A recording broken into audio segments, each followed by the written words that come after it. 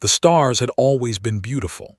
Captain Yi remembered watching them as a child from his small village in Korea. He would lie on the grass behind his grandmother's house and count them until sleep took him away. Now, at 42 years old, he stood on the bridge of the warship Talon and watched those same stars disappear behind a wall of alien ships. The Velker had come. Everyone knew this day would arrive. For 3 years, humanity had received warnings from distant colonies. The Velker were moving through the galaxy like a disease. They conquered world after world. They took resources. They took people. They left nothing but empty rocks floating in space. Yi gripped the metal railing in front of him. His knuckles turned white. Around him, the bridge crew worked in tense silence. The only sounds were the soft beeping of computers and the hum of the ship's engines. "Captain," said Hana from her navigation station. Her voice was steady, but Yi could see fear in her eyes. She was only 26 years old, too young for this. They were all too young for this. "I count 412 enemy vessels. They are forming a blockade around our position." Yi nodded slowly. 412 ships against Earth's remaining fleet of 47. The math was simple. The math was death. "Where is the rest of our fleet?" asked T from the weapons station. He was an old soldier, gray hair cut short, scars covering his hands. He had fought in 3 wars before this one. None of those wars had prepared him for what floated outside their windows. "Admiral Yoon ordered a retreat to Mars," Yi answered. "We are the rear guard. Our job is to buy time." The words hung in the air like smoke. Buy time. That meant die slowly. That meant hold the line until the civilians could escape. Yi had accepted this mission knowing what it meant. Every person on this ship had accepted it. The Talon was not a new ship. It had been built 30 years ago, back when humanity first started exploring beyond their solar system. The hull was scarred from old battles. The engines wheezed like an old man climbing stairs. But the crew loved this ship. It had carried them through danger many times. It would carry them one more time. "Sir," said young D from the communications station. His hands were shaking as he adjusted his headset. "We are receiving a transmission from the alien flagship." Yi took a deep breath, put it through. The main screen flickered. Static danced across the surface like angry ghosts. Then the image cleared and Yi saw his enemy for the first time. The Velker commander was tall and thin. Its skin was gray like wet stone. 2 large black eyes stared out from a face that had no nose, no ears, only a small slit for a mouth. It wore armor that seemed to be made of bone, white and polished smooth. "Human vessel," the alien spoke. Its voice was cold and flat like a machine trying to sound alive. "I am Fleet Commander Vorak of the Velker Dominion. You are surrounded. Your weapons are weak. Your ships are few. Resistance is mathematical impossibility." Yi said nothing. He simply watched the alien speak. "We offer you one choice," Vorak continued. "Surrender your vessel, power down your weapons. Your crew will be taken for processing. Your planet will be harvested. This is not negotiation. This is fact." The screen showed the alien leaning closer, those black eyes filling the view. "You have 20 seconds to comply.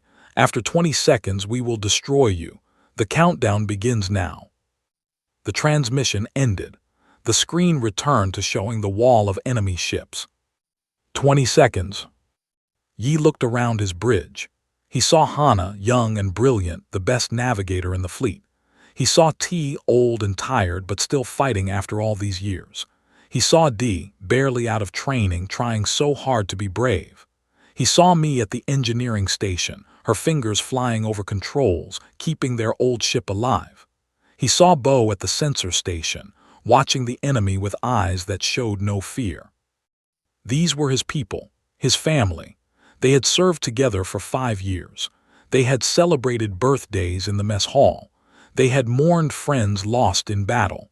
They had laughed and cried and lived together in this metal box floating through space. "Captain," Hana said quietly, "what are your orders?" Yi thought about surrender. He thought about what the aliens would do to his crew. Processing, they called it. Everyone knew what that meant: slavery, experiments, death that came slowly and painfully. He thought about retreat, but where would they go? The enemy was everywhere. Running would only delay the end. He thought about his grandmother, long dead now, who had told him stories about their ancestors. Koreans had faced impossible odds before. They had been invaded many times throughout history. They had been occupied. They had been told to give up their language, their culture, their identity. But they never truly surrendered, not in their hearts. 15 seconds, Dee announced, his voice cracking. Yi straightened his back. He smoothed down his uniform. He looked at the stars that were still visible between the enemy ships. "All hands," he said, his voice carrying across the bridge and through the ship's intercom system. "This is your captain speaking." Every crew member on the Talon stopped what they were doing. In the engine room, workers looked up from their stations. In the medical bay, the doctor put down her instruments. In the crew quarters, off-duty soldiers rose from their beds. "The enemy has given us 20 seconds to surrender," Yi continued. "They believe we will choose safety. They believe humans fear death more than we love freedom. They are wrong." He paused, letting his words sink in. "I will not order you to die. I will not command you to sacrifice yourselves. Instead, I will tell you what I plan to do. I plan to fight. I plan to show these aliens what humans are made of. I plan to make them remember this day forever." T was smiling now, a grim smile that showed his teeth. Hana's hands had stopped shaking. Mi was nodding slowly. "If any of you wish to take an escape pod, I will not stop you. There is no shame in wanting to live. But know this, the escape pods will not save you. The enemy will capture you. They will do terrible things to you. The only choice that matters is how you spend your final moments." 10 seconds, Dee said. Yi walked to the center of the bridge. He stood where every crew member could see him. "Humanity does not surrender," he said. "Humanity does not kneel. When the universe pushes us, we push back harder. That is who we are. That is who we have always been." He turned to face the main screen, where the alien fleet waited like hungry wolves. "So I ask you, crew of the Talon Asterisk, will you surrender to these creatures? Will you let them take everything we are?" The answer came from every throat on the ship. One word, one voice, one people. "No." Yi smiled. It was the first real smile he had felt in months. "Then let us show them what it means to be human." The countdown continued. 5 seconds remained. The Talon hung in space, a small ship against an ocean of enemies. But inside that small ship, something powerful was waking up, something that the Velker had never encountered in all their conquests. Hope, defiance, the stubborn human refusal to accept defeat. The 20 seconds were almost over. Soon, the aliens would expect an answer. They were about to get one. The silence that followed the crew's shout was heavier than any sound. Captain Yi stood at the center of the bridge, feeling the weight of their trust on his shoulders. 20 seconds had seemed like nothing when the alien first spoke. Now, with only 5 seconds remaining, time itself seemed to slow down. 4 seconds, Dee reported. His voice had changed. The fear was still there, but something else had joined it, something harder, something braver. Hana's fingers hovered over her navigation controls. She was ready. Whatever order came next, she would follow it without hesitation. Behind her, the holographic display showed their ship as a tiny blue dot surrounded by hundreds of red ones. The enemy fleet looked like a wall of blood. 3 seconds, Dee said. T powered up the weapons systems. The old targeting computer hummed to life, painting the nearest enemy ships with tracking lasers. The Talon carried 24 missile tubes, 16 plasma cannons, and 2 heavy rail guns. Against 400 ships, it was like throwing pebbles at a mountain. But T had never cared about odds. He cared about making every shot count. 2 seconds. In the engine room, Me watched her monitors flash warning lights. The reactor was old. It was tired. It had given everything it had for 30 years. She placed her hand on the warm metal wall. "One more time, old friend." She whispered, "Give me everything you have, one more time." 1 second. Captain Yi did not speak. He did not move. He simply watched the main screen and waited. 0. The alien fleet remained still. For a long moment, nothing happened. Perhaps they expected a message. Perhaps they expected the humans to beg for mercy at the last moment. The Velker had conquered many species. Most of them had surrendered. Most of them had chosen to live as slaves rather than die as free beings. Humans were not most species. The main screen flickered again. Fleet Commander Vorak appeared once more, those black eyes showing what might have been confusion. "Human vessel," the alien said. "Your time has ended. We have not received your surrender. Explain." Yi stepped forward. He looked directly at the alien's image. When he spoke, his voice was calm and clear. "You asked us to surrender. We decline." Vorak tilted its head, an almost human gesture. "You decline. You understand this means death." "We understand. You have 47 ships. We have 412. Your technology is primitive. Your weapons are weak. You cannot win this battle." Yi allowed himself a small smile. "Maybe not, but we can make sure you remember it." The alien was silent for a moment. Its slit mouth moved slightly, perhaps the Velker version of a frown. "I do not understand your species," Vorak said finally. "We have conquered 300 worlds. Every species we met eventually surrendered. They chose survival over pride. Why do you not choose survival?" It was a genuine question. Yi could hear the confusion in the alien's cold voice. The Velker truly did not understand. They had never met a species like humanity before. "Let me tell you a story," Yi said. "Thousands of years ago, my ancestors lived in a small country on Earth. Many times larger nations tried to conquer them. Many times they were outnumbered and outmatched, but they never stopped fighting. Even when they lost battles, they kept their spirit. They passed down their language, their culture, their identity through generations. They survived not because they surrendered, but because they refused to surrender." He pointed at the alien on the screen. "You think survival means bending the knee. You think life is more important than freedom. But there are things worse than death. Living as a slave is worse than death. Watching your people become property is worse than death.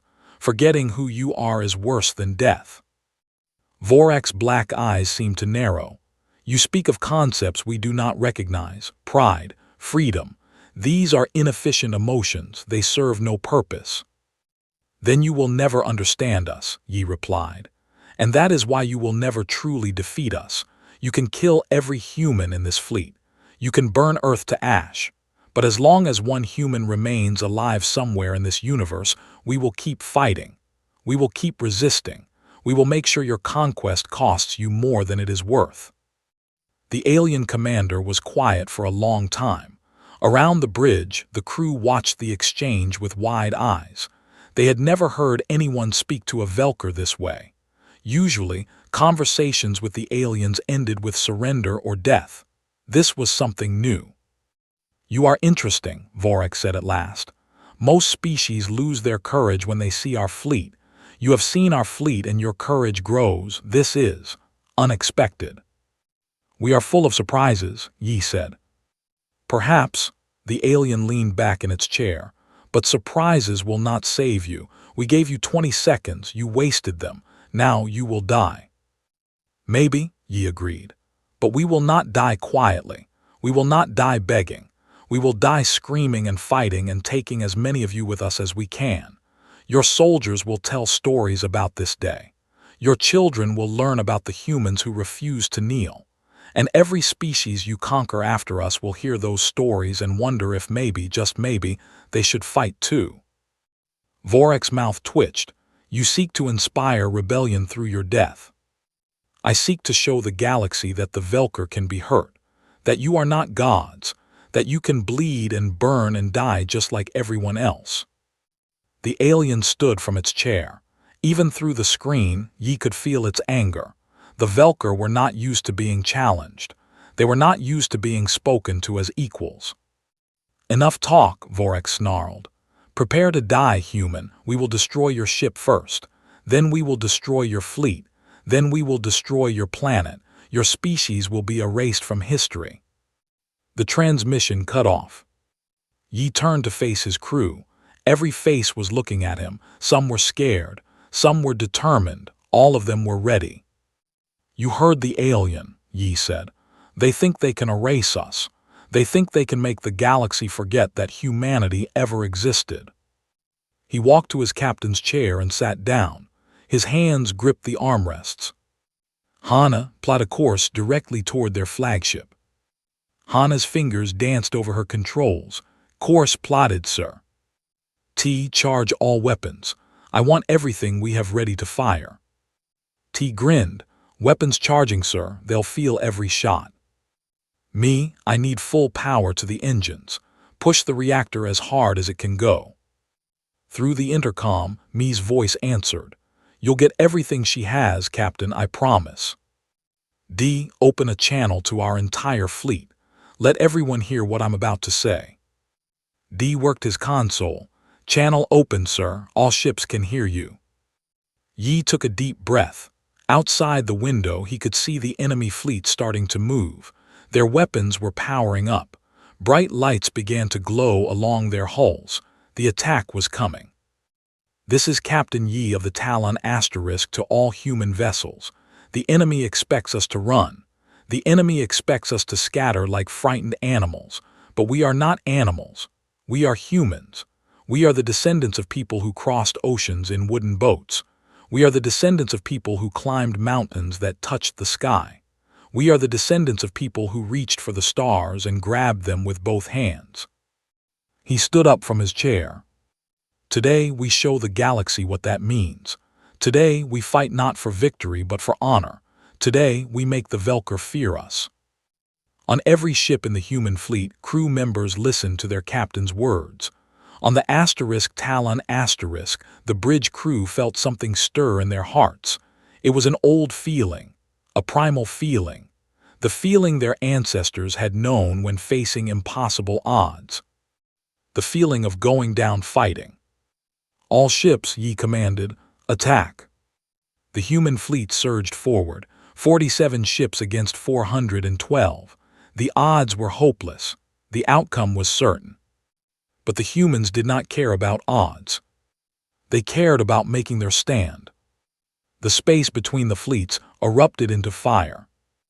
Missiles flew from human ships like angry bees, leaving trails of white smoke behind them. Plasma bolts painted the darkness with green and blue light. The rail guns of the Talon fired their metal slugs at incredible speed, punching through enemy shields like paper. Captain Yi watched the battle unfold on his tactical display. Red icons were blinking everywhere. Some of them were disappearing as human weapons found their targets. But for every enemy ship that fell, 2 more took its place. The Velker fleet was simply too big.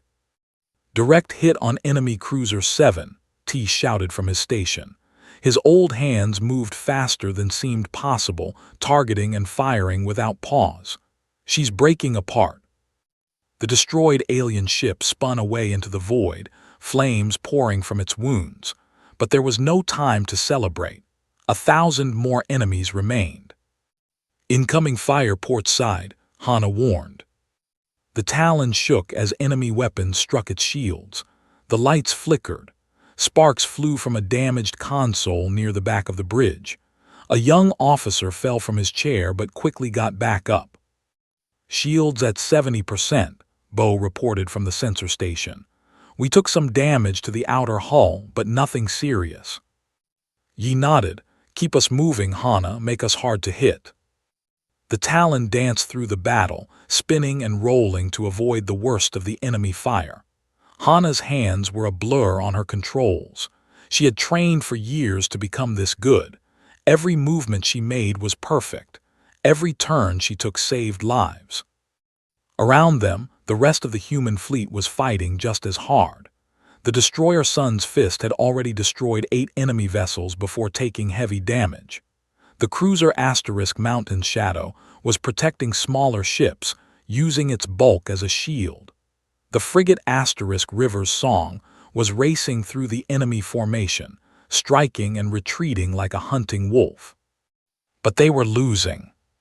Yi could see it clearly on his display. Human ships were dying faster than enemy ships. The Iron Will exploded under concentrated fire from a dozen Velker cruisers. The Braveheart went dark after its reactor failed. The Star Child rammed an enemy destroyer in desperation, destroying both ships. "We've lost 15 ships," D reported. His voice was thick with grief. 300 enemy vessels remain operational. The math was getting worse. At this rate, the human fleet would be destroyed within the hour. The enemy would barely notice the losses they had suffered. But Yi was not thinking about the larger battle. He was focused on one target, the enemy flagship. It was the largest ship in the Velker fleet, a massive vessel that looked like a black mountain floating in space. Fleet Commander Vorak was somewhere inside that ship, watching the battle unfold. "Hana," Yi said quietly, "how close can you get us to the flagship?" Hana glanced at her display. The flagship was surrounded by dozens of escort ships. Getting close would mean flying through a wall of enemy fire. "I can get us within weapons range," she answered, "but we'll take heavy damage on the approach." "I don't want weapons range," Yi said.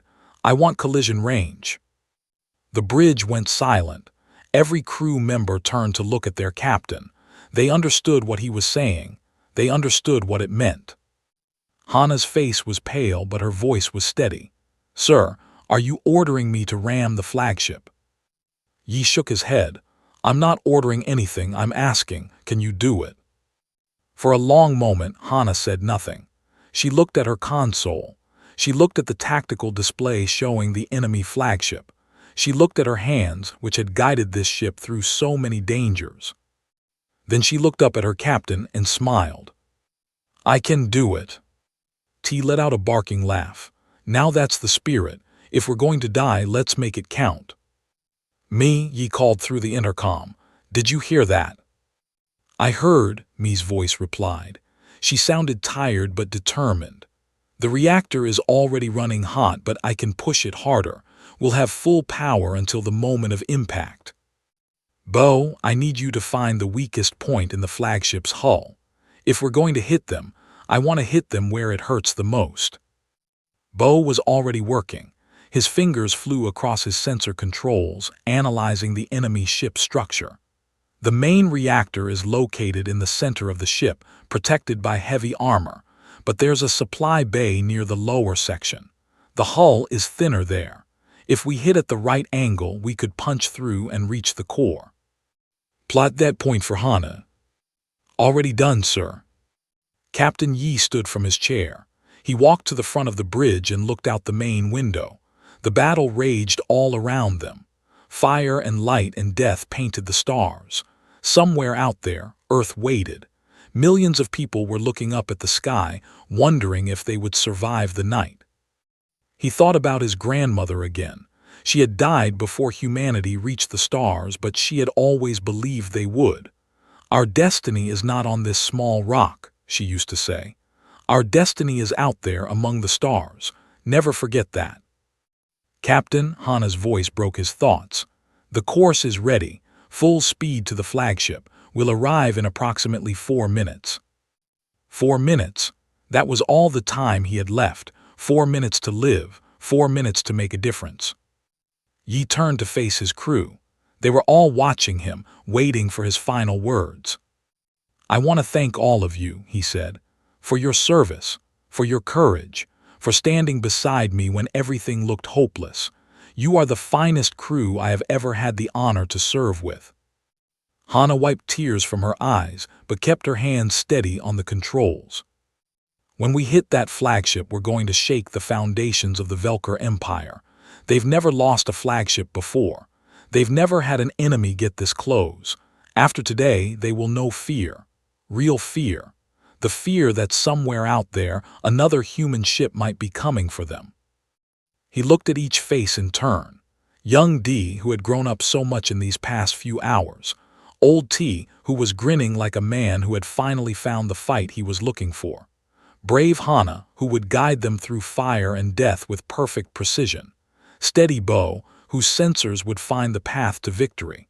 And all the others whose names he carried in his heart. Our people will remember us, Yi continued. They'll tell stories about the Talon and its crew. They'll raise their children to know our names. And when the next generation faces impossible odds, they'll think of us and know that giving up is never the answer. He sat back in his captain's chair and strapped himself in. Hana, take us in, full speed. Yes, sir. The Talon *S engines roared to life with new power. The old ship surged forward, faster than it had ever moved before. Enemy vessels tried to block its path, but Hana wove through them with supernatural skill. Plasma bolts scorched the hull. Missiles exploded against the shields, but still the Talon pushed forward. On the bridge, the crew worked in perfect harmony. T fired every weapon they had, clearing a path through the enemy formation. Bo called out targets and threats. D kept the communication channels open, letting the rest of the fleet know what was happening. Mi squeezed every bit of power from the straining reactor.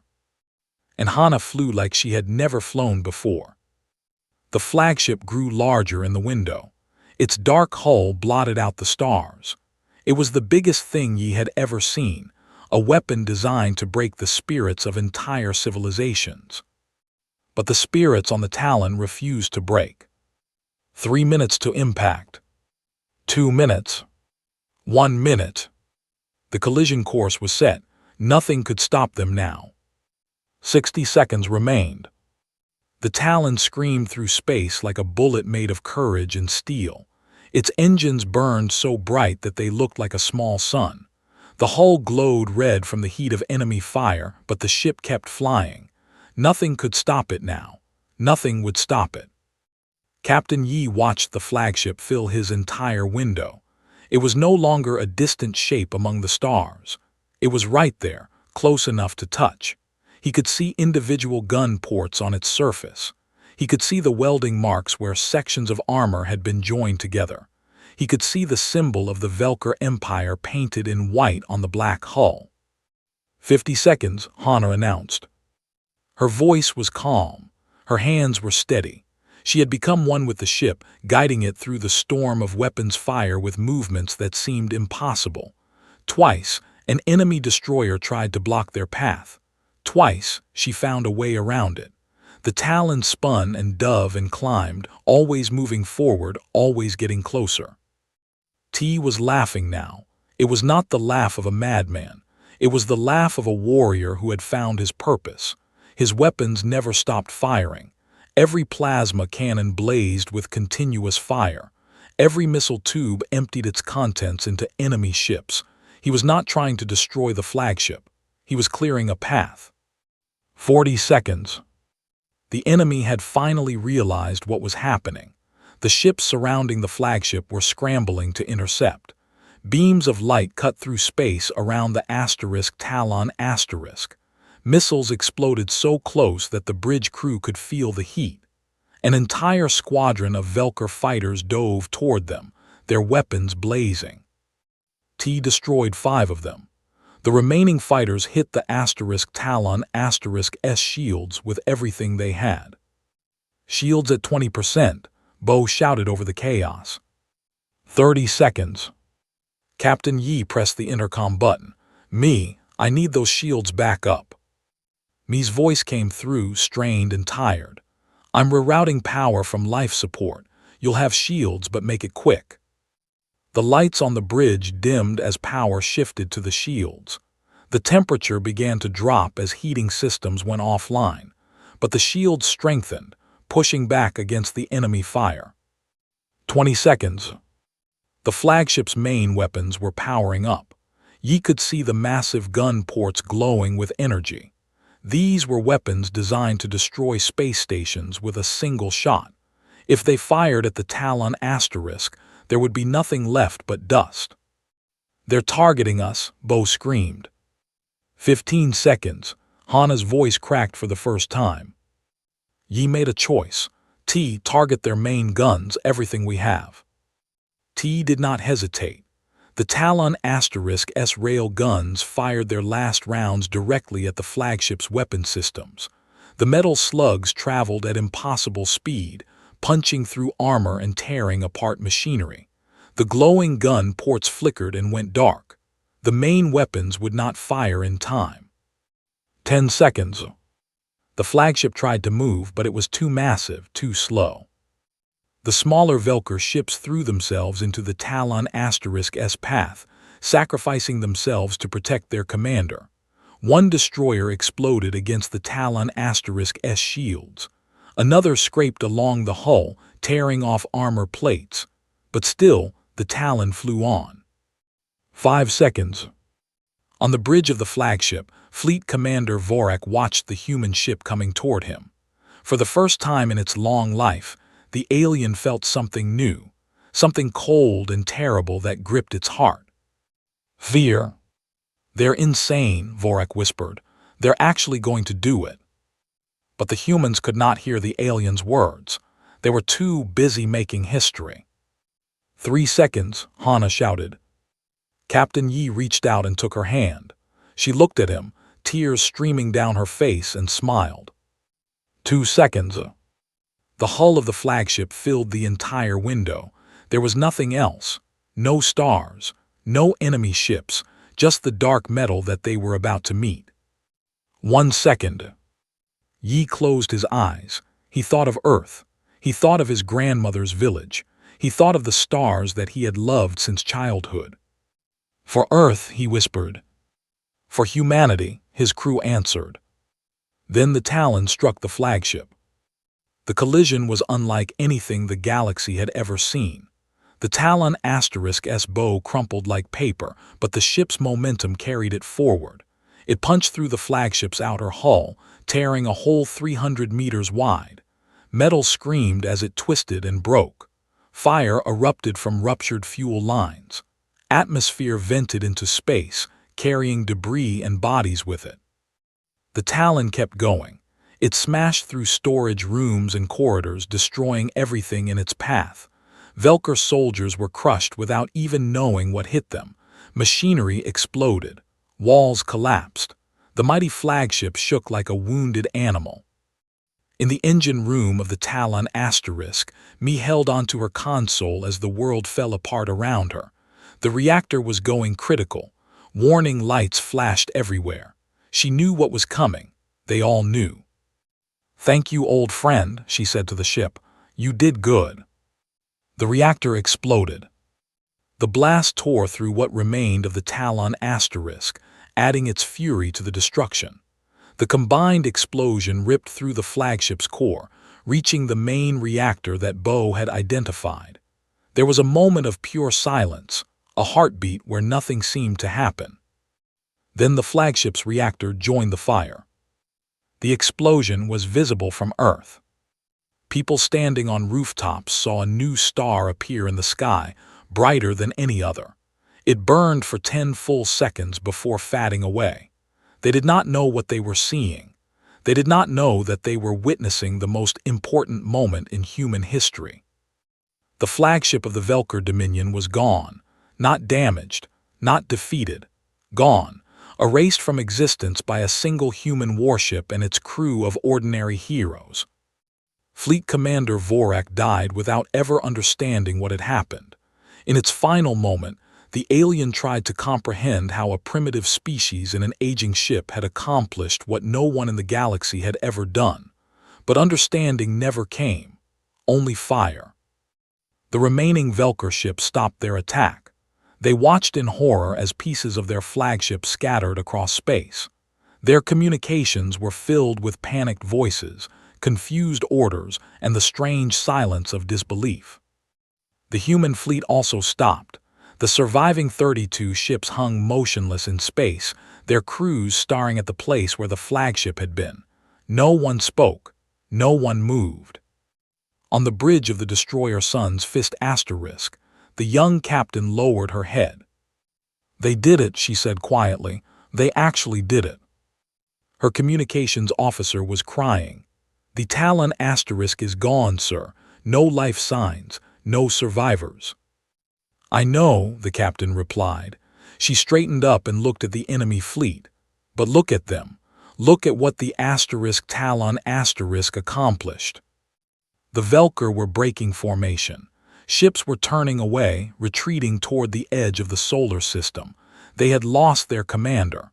They had lost their flagship. They had lost their certainty of victory. For the first time in their history, the Velker were running from prey.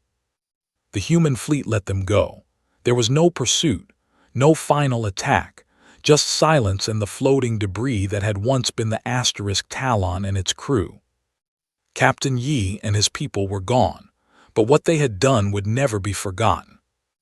The stars that Yi had loved since childhood continued to shine, unchanged by the battle that had raged among them. But now those stars meant something different. Now they were a reminder that even in the darkest moment, hope could be found. The crew of the Talon had lit that hope with their lives. 1 year had passed since the Battle of Earth. The Velker had retreated beyond the edges of human space. Their remaining fleet had scattered, broken not by weapons but by fear. Word of the Talon asterisk's sacrifice spread through the galaxy like fire through dry grass. Every species heard the story. Every species remembered. On Earth, the reconstruction was already underway. Cities that had prepared for destruction were now preparing for growth. Children who had hidden in shelters were now playing in rebuilt parks. Life was returning to normal, but normal had changed forever. In the center of Seoul, a monument stood where the old city hall used to be. It was a statue of a ship, pointed toward the sky, surrounded by 53 smaller pillars. Each pillar bore a name, the crew of the Talon asterisk, the heroes who had saved humanity.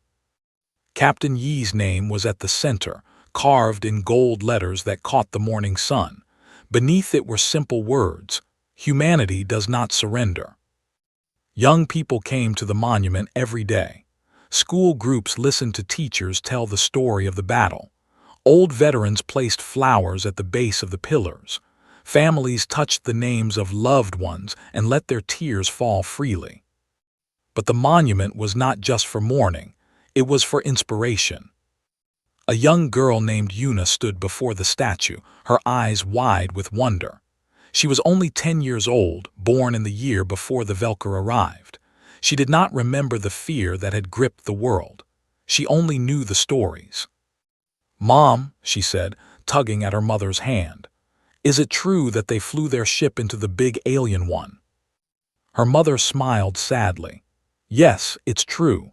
Captain Yi and his crew chose to sacrifice themselves so that we could live." "Why did they do it? Weren't they scared?" "I'm sure they were scared," her mother replied. "Being brave doesn't mean you're not scared. It means you do what's right even when you're afraid." Yuna looked at the statue for a long moment. Then she let go of her mother's hand and walked forward. She placed her small palm against the pillar that bore Hana's name. "Thank you," she whispered. "I want to be like you when I grow up." Across the galaxy, the story of the Talon was having effects that no one could have predicted. On a world called Rithais, a species called the Methani had been slaves to the Velker for 300 years. They had long ago accepted that freedom was impossible. Their spirits had been crushed by generations of serving alien masters. But then they heard about the humans. A young Methani named Elder Kal gathered his people in secret. He told them the story of Captain Yi and the Talon asterisk. He told them how a small ship had destroyed a flagship, how a handful of beings had changed the course of history. "The humans were outnumbered worse than we are," Kal said to his followers. "They had less technology, less training, less everything, but they had one thing we have forgotten. They had the will to fight. The Methani uprising began 3 months later. It was not easy. Many died, but they kept fighting, inspired by a species they had never met. They chanted human words as they charged into battle. Humanity does not surrender. The Velker could not understand what was happening. Species that had been docile for centuries were suddenly rebelling. Slave worlds were rising up across their empire. Every time they crushed one rebellion, two more appeared. And always the rebels told the same story. The story of the asterisk Talon asterisk. Back on Earth, the human fleet was rebuilding. New ships were being constructed, stronger and faster than before. Young men and women from every nation volunteered to serve. They wanted to be like the heroes they had grown up hearing about. Admiral Yoon, who had ordered the retreat to Mars, now commanded the largest human fleet in history. She was old now, her hair completely white, but her eyes were still sharp. She stood on the bridge of her new flagship, the Yi's Legacy asterisk, and looked out at the stars. "Admiral," her aide said, "we've received another message from the Methani. They want to establish formal relations with humanity." Yoon nodded slowly. "The third species this month. It seems Captain Yi's sacrifice is still creating allies for us. Should we respond?" "Of course. Tell them we welcome their friendship. And tell them that humanity remembers what it's like to fight for freedom. We will help them in any way we can." The aide left to send the message. Yoon remained at the window, thinking about the man whose name her ship carried. She had known Yi when he was a young officer, eager to prove himself. She had watched him grow into a leader. She had chosen him to command the rear guard, knowing what it would mean. That choice had haunted her for a year. But she also knew that Yi would not have wanted it any other way. He had believed in humanity. He had believed that people were capable of incredible things when they had something to fight for. His death had proven him right. The Velker Empire was crumbling. What had seemed like an unstoppable force was now struggling to maintain control of its territory. Every world they had conquered was looking at them differently. The fear was gone. Hope had taken its place. In the darkness of space, a small piece of debris from the Talon continued to float. It was a section of hull plating, scorched by fire and scarred by battle.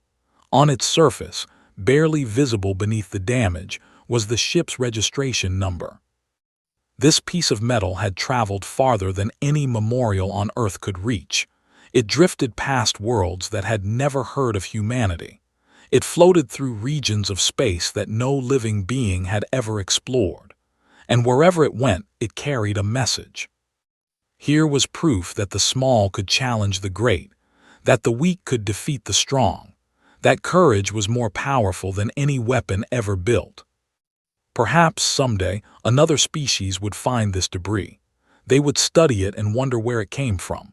They would analyze the metal and find traces of human technology. And they would ask themselves, who were these beings and why did they fly their ship into a mountain of death?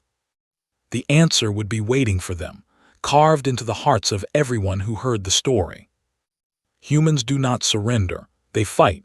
They sacrifice. They inspire. And when the galaxy tells them that victory is impossible, they smile and prove the galaxy wrong. Captain Yi's grandmother had been right. Humanity's destiny was among the stars, not as conquerors, not as victims, but as a light in the darkness showing others the way. The Talon was gone, its crew was gone, but what they had created would last forever. On Earth, Yuna looked up at the night sky. She could see the stars that Captain Yi had loved. Somewhere out there, beyond the light of familiar suns, the legend of the Talon was still spreading. She smiled and made a promise to herself. One day she would fly among those stars. One day she would carry on what the Talon had started. One day she would show the universe that humanity's fire could never be extinguished. The story was just beginning. And across the galaxy, the Velker trembled. They had learned the truth that Captain Yi had tried to tell them. Humanity does not surrender. Humanity collides.